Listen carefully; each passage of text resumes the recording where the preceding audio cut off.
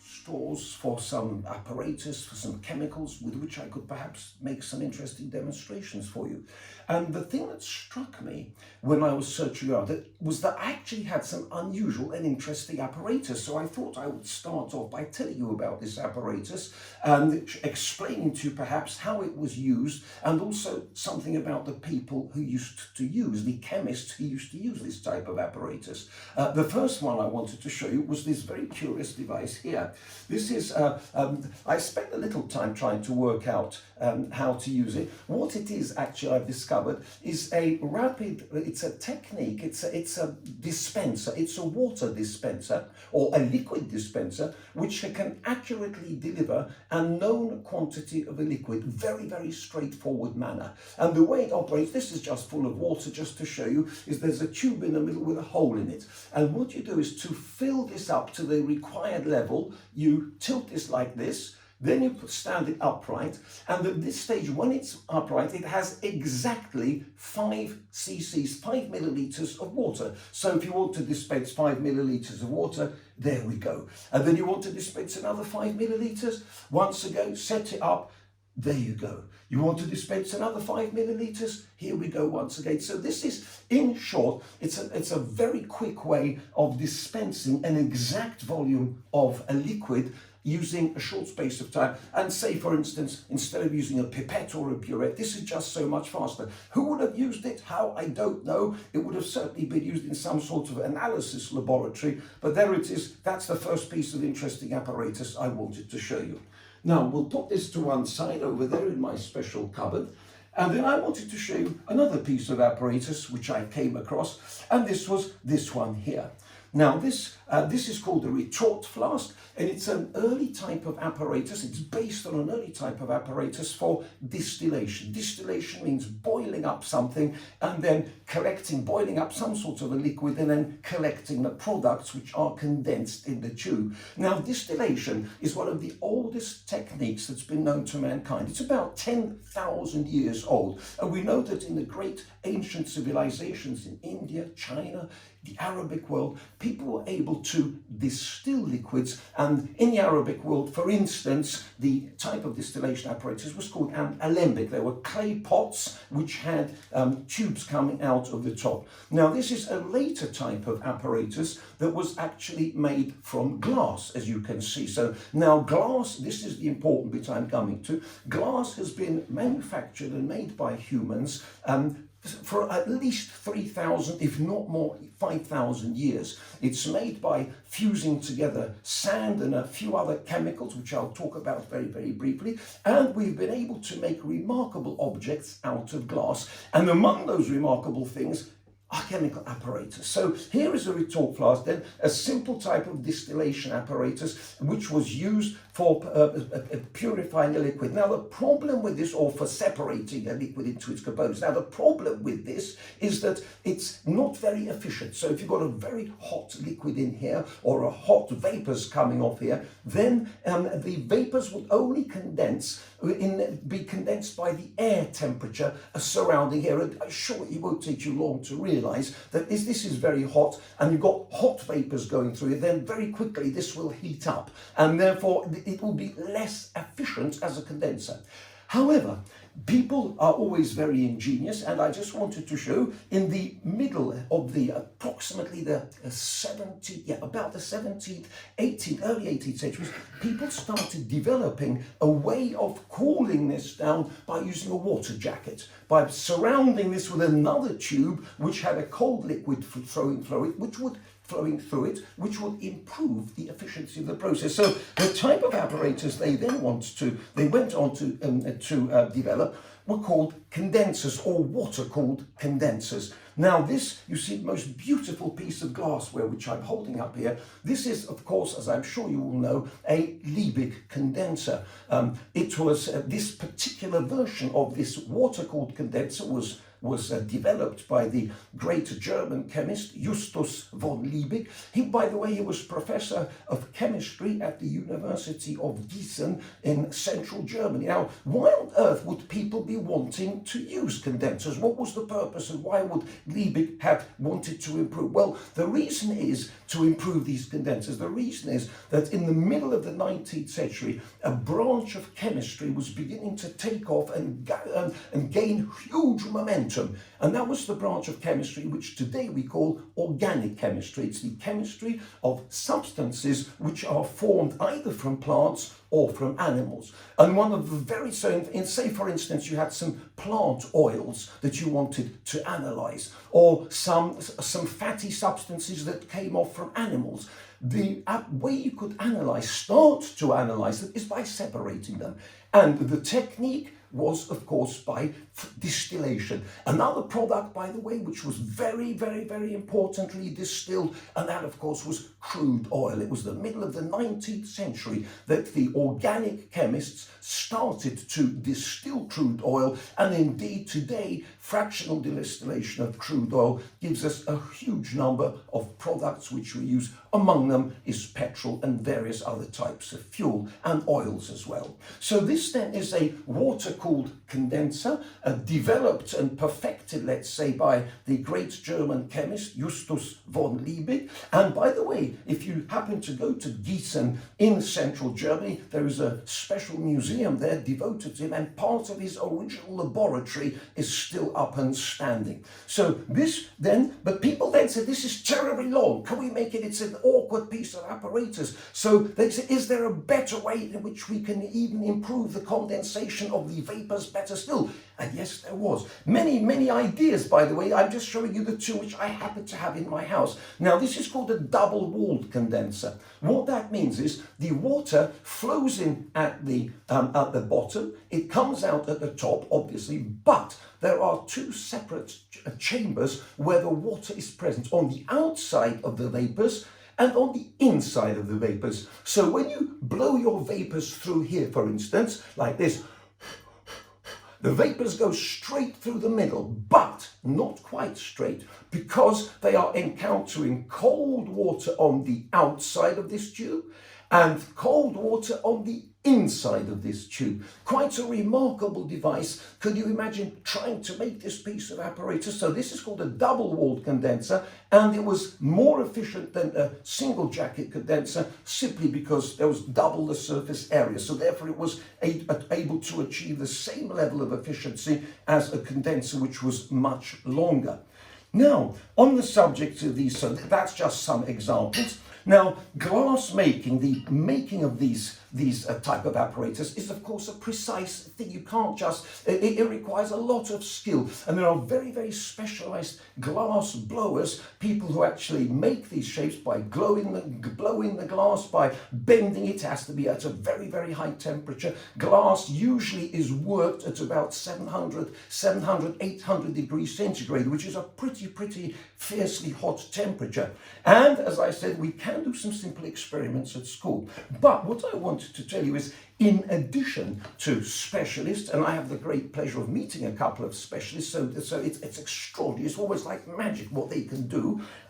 Many of the great experimenters of the past have had to actually make or modify their own apparatus, which really made me think a little bit how extraordinary these chemists who made discoveries were. Now, I have here a book. This is by one of the greatest chemists of all time, frequently considered to be the founder of modern chemistry, Antoine Lavoisier. Lavoisier, he wrote this Elements of Chemistry. This is a translation of a book which he had published in the 1780s, and it was a treatise on elementary chemistry. But this is an English reprint in the English language. Lavoisier, of course, is renowned for his formulation of the modern theory of combustion, how substances burn when they combine with oxygen. But I just wanted to read you a very, very short passage here showing how he himself describes how he made a piece of apparatus.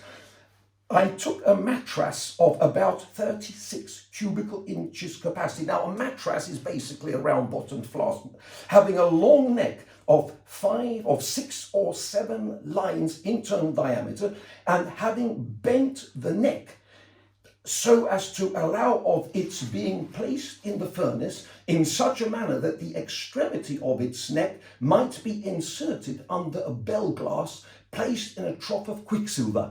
Now, he's described himself how he bent such a piece of apparatus. Now, I actually have here the diagram of a simplified diagram. Now, this is a course, a basic course in chemistry by Littrot and Pohl. It's an O-level book. It's one which I used when I did my O-level in 1965. And I just wanted to show you. There you see, there is a simplified diagram, and you could see in it quite clearly how he had bent, how the glass was bent. Now, just to show you, I'm going to put these two books away now because I have my special storage space under here. Just to show you, so what you can imagine, by the way, 36 cubic inches is slightly bigger than this. It's about 700 centimeters, slightly bigger than, and it would have had a long, long tube like that. Now, can you imagine trying to bend that into shape? It wasn't an easy job. He had furnaces, but you required phenomenal expertise. And of course, Lavoisier had one of the reasons, of course, why he was such a great chemist. He was a phenomenal experimenter. He worked extremely precisely. He had great manipulative skills. And among those were the skills of glass blowing and glass and bending and working glass. I have now finished my short introduction, telling you a little bit about the apparatus which we use, and I'm now going to place my flasks very carefully into my special cupboard which I have over here, in order that I can make more space for my next topic, which I'm going to show you today. And that's going to be some real chemistry, and that will be on the chemistry of coins. I have here in a small, please excuse me, I'm just taking a little time. I've got to make sure this doesn't break. I'm just putting it gently down there. There we are. That's put these out of the way. And what I'm going to talk about is the chemistry of coins. Now, in my container here, I have some modern copper coins, and as you know, they're not worth a great deal, but the fact is we use them. And one would expect, if they're copper coins, you'd expect them to be made of copper. But as I'm sure most of you will know, today's copper coins are not made of copper. And we can very easily see, this is a selection of coins from the 1940s right up to the present time. And if I take my magnet here and I sort of move it around, then you see, well, it hasn't done anything there. You see, well, these are copper coins. They obviously are made of copper. Copper is not magnetic. However, this one, you see, it's picked it up. And of course, if I now go very quickly, you'll see it will pick up some, but not pick up others. Now, the metal, of course, there are three metals which are metallic, as I'm sure you know, the principal one being iron, the others being cobalt or nickel. So what we're actually being able to use is to use our magnet to show the difference between coins which are made of copper, or essentially copper, and coins which are essentially made of iron, which is what this is. Why should such a situation exist, and how did it come to exist? Well, it was in 1989 that the prices of copper started to exceed the value of a coin from which the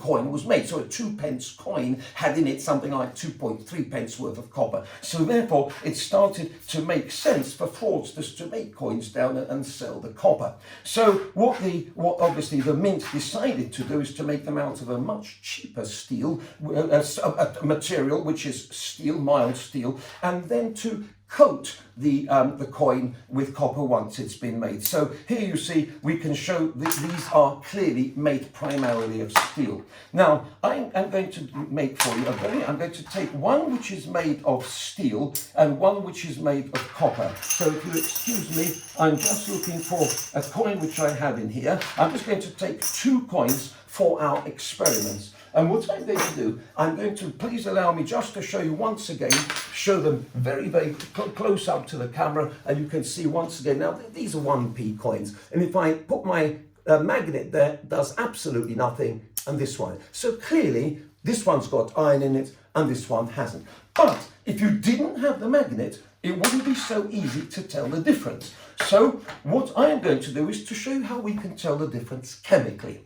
Now, in order to do that, I'm going to place each coin in a flask. Sorry, these flasks, by the way, are slightly improvised, so they may not. Let's just try this flask over here. There we are, there.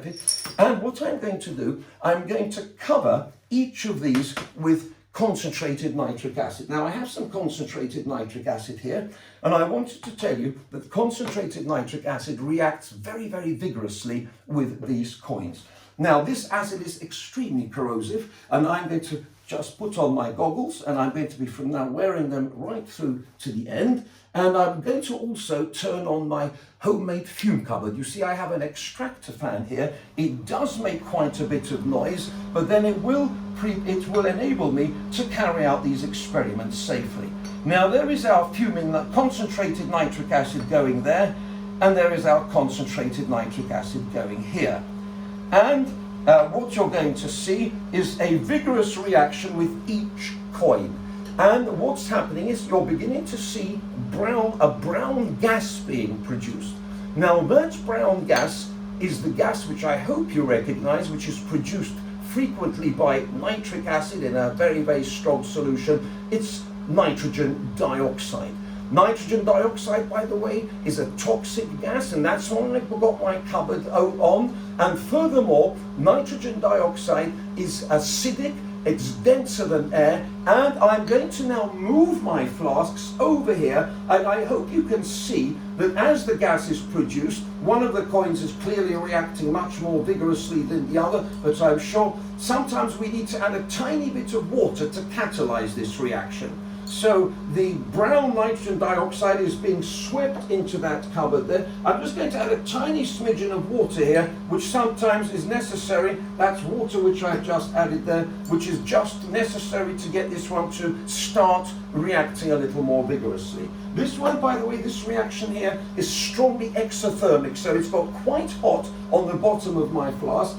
Here we are, this one is now going. So we've got this one and this one. I've lost track of which is which, by the way, but that doesn't matter, you see, because our chemicals will shortly, will be able to tell by chemical means which is which. So nitrogen dioxide, heavier than air, strongly acidic, being extracted into my next door neighbour's garden. But shh, don't tell him. He's a good friend of mine, he won't care in any case. The amount that's going out is so, he would actually probably love to be in here, dear Tim, and watching these experiments with me. So here we are. There is I've added some water, and I have now killed the reaction off. What I've done is I've added water, I've diluted the acid to such an extent that the reaction has almost ceased.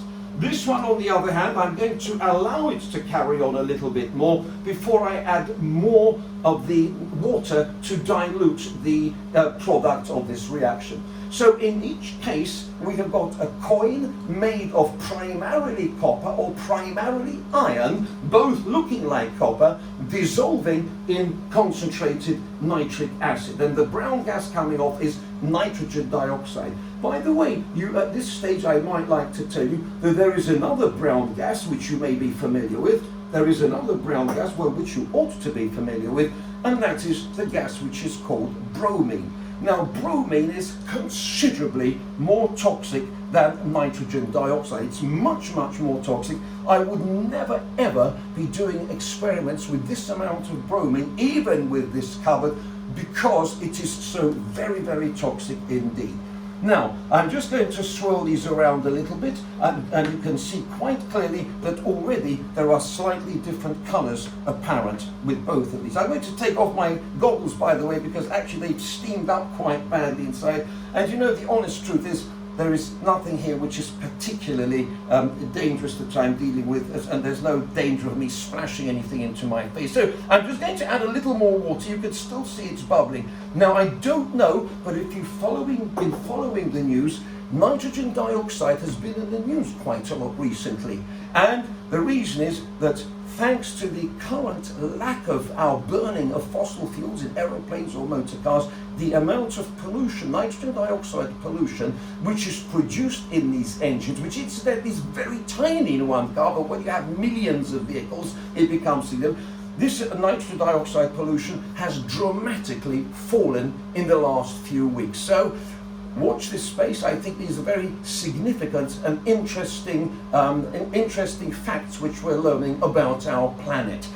So that's one of the benefits of the current situation, is the colossal drop in our pollution levels. Let's now return to our two solutions. Now, straight away you'll notice one of them is green and one of them is brown. So this one's green. Now I can tell you straight away, this is due to the compound iron nitrate. This one here is due to the compound copper nitrate. Nitric acid makes nitrates, nitrogen dioxide is the gas which is produced. And what I'm now going to show you is how by means of chemical reactions we can show you that these two are quite significantly different. What I'm going to do is to decant my deep blue solution into 3 flasks here, and I'm then going to decant the other one. So we're going to leave a little bit of what we've started with over here, and this one here, which is still bubbling away a little bit, we're going to decant. By the way, the flask is quite warm on the bottom, and the reason why it's warm, as I said once again, the reaction is strongly exothermic.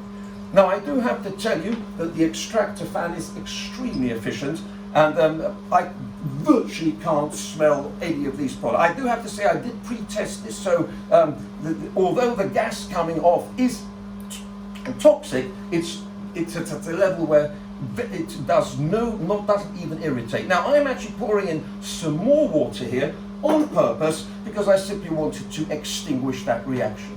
Now I am now going to take a substance which is going to enable us to show some most remarkable reactions with these solutions which I have made here. And the substance which I'm going to show you is ammonia, 0.880 ammonia, concentrated ammonia solution. Now, just for your interest, if you think this is something which is not available, you're wrong. You can buy ammonia in shops, household ammonia. There is this is a container which I bought recently, and I will just read the instructions because you may as well know why people sell ammonia.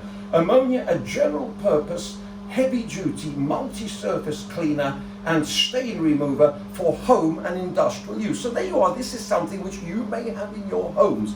Now, what they've got on this, I'm sure you'll notice the hazard symbol, it's got a cross there. Now that tells you it's an irritant. I have to tell you that ammonia is a most powerful irritant, one of the most powerful irritants you could possibly imagine. I think it's much more irritant. There are other things which are quite really innocuous which have that sign. I would invent some sort of special symbol, and I'll tell you why. It's the smell of the ammonia. You see, ammonia has an amazingly powerful smell. If I do that, woof, that's quite a strong smell of ammonia. You would not want to go a molecule closer than I am here. That's how dangerous it is. But I'm just telling you, I want you to know the inside. So if you're doing your, as a household, you're making this up, they recommend 1 part to 30 or something, and then you have to wear gloves, goggles, the whole caboodle, which is of course what I'm going to do now. So I'm going to now add ammonia in small quantities at a time, and I do want you to watch the most interesting effects which are achieved as I add ammonia to this solution. You'll notice a tiny bit of white smoke, by the way. That white smoke is produced by ammonia gas, which is released from our concentrated ammonia, reacting with the nitrogen dioxide vapor, which is acidic. Ammonia is alkaline, and the nitrogen dioxide is acidic. Now you see we have achieved a beautiful green color. Now that you see is, so that's our first color that we've achieved, is we've added ammonia. I'm now going to continue. I'm going to add ammonia to this one here, and it will obviously go green, but I'm doing it a tiny bit at a time, you see. And there's a very good reason for doing a tiny bit at a time, because if you add too much too quickly, then you'll actually miss the point of the experiment. There's our green color. But as we continue adding more ammonia, please watch carefully what happens. The green starts to become murky. It becomes murky, and it's this murkiness which I wanted to concentrate on. Notice it's a murky green now. Now I'm adding very, very carefully, and I think that's about what I wanted to get to. Excuse me, I'm just going to put the top on my ammonia, and I have now got a solution which is murky. Now I'm going to add some more water to this. I'm going to add some more water to this. I want you to see that murkiness. And the word we use to describe this, of course, it's a precipitate. We have got a precipitate there. It's got, if you don't mind, I'm just going to add a tiny smidgen of this, because I just want it to go back a tiny bit. This is what we call an equilibrium reaction, and it requires just the right amount of the reagents to get the result I wanted to show. Now that is a fairly murky blue, and we have produced a precipitate there. Now it's the precipitate I wanted to focus on. Now because it's a solid, I am going to remove it. We can separate the solid from the rest of the solution by using a piece of filter paper. Now regrettably, I don't have any filter paper at home, but I did have some. Well, I have found one of the most precious substances available today, and that's toilet paper. So if you don't mind, I'm going to sacrifice a couple of pieces of this most precious commodity today to utilize it for a chemical reaction which is called filtration. So I'm just popping it in there. I'm just double checking. Yes, it's well murky, and I'm going to filter it, pass it through my toilet paper filter, and I'm going to ask you to see what's left, because what's going to get left behind is another most interesting substance. And I'm going to very briefly just go down this road. As you see, it's filtering very quickly. Toilet paper makes a brilliant filter. So just in case you're ever stuck for some filter paper, here is the answer. We have it in toilet paper, kitchen oil obviously as well. I'm going to allow that to carry on filtering there. And to the last sample, I'm now going to add a large amount of ammonia quite rapidly. So please just watch that go in there. And I put it in without messing around. Excuse me, I must put my goggles on again. There we are. And I'm now going to add water. Please watch carefully. I add water to this one. Actually, I'm not adding water to that one on purpose. I'm adding water to this one, and you'll see a light blue color developing there. I'm adding water to this one, and you will see a remarkably intense dark blue color. Just look at that. Now, what I'm going to do actually is I'm going to add water to this. This is our original, and you just get that light blue color there. Now, what I've got here, and this is the important thing, I have got 3 different types of copper compound. This one here, this is aqueous. Any aqueous solution of a copper compound will have a blue color. That is due to a complex ion called the copper hexaaquo ion. It's got 6 water molecules surrounding the copper ion. They form what are known as ligands. And this is the specific property of copper that has, and indeed other transition elements, because remember, copper and iron are both members of the transition metals which are found in the middle of the periodic table. Now this green color, which is an in-between color, I have yet to discover what this is. It's some sort of a complex ion, but what it is exactly, I really don't know. But I do like the color, and I'm sure you'll agree it's something that we can look at nicely. This dark blue color here, though, this is the copper tetramino complex ion. It's the CuNH4 twice, H2O twice, 2+ ion, which is the distinguishing ion for copper compounds. So if you're doing analysis, you have a substance which you think may be a copper substance, may contain a copper compound, dilute solution in water, add strong ammonia, and you get this beautiful deep blue complex ion. I'm just going to take my glasses off, they're steaming up a bit, and I wanted you now to have a look at what we have in here. What we have in here is the precipitate, or the murkiness, which was formed in our solution. And I hope you can see it. It's got a light blue color. Now that is yet another compound of copper which has been formed in this process, and that is the compound copper 2 hydroxide, CuOH twice, and it's deposited as a solid. So you see, starting from a 2p coin, primarily made of copper, look how many wonderful substances we've made just by using nitric acid and then ammonia, of course, to bring this, to actually highlight these differences. Now I've just made a little splash here. If you don't mind, I'm going to wipe that up. Now with iron, you see, we have a completely different situation. To start off with, the solution is pale green. The solution is a pale green color, and that is due to the formation of iron 2 nitrate. However, if we now add 880 ammonia to this, I'm going to just put my goggles once again, put my goggles on. Please watch carefully what happens. And there it is, there's our pale green iron 2 solution, which we know. And this time you're not going to get any new pretty colors, you just simply get a formation of a murky solid.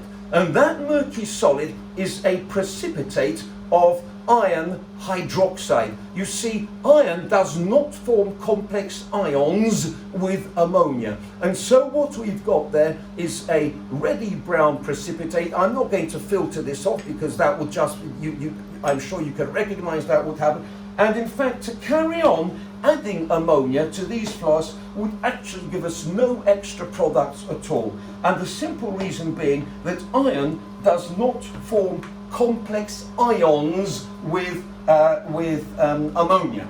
So there it is for today then. I have demonstrated for you some important chemical apparatus which is used and examples of glassware, and I've also demonstrated for you some of the fascinating chemistry of the coinage metals.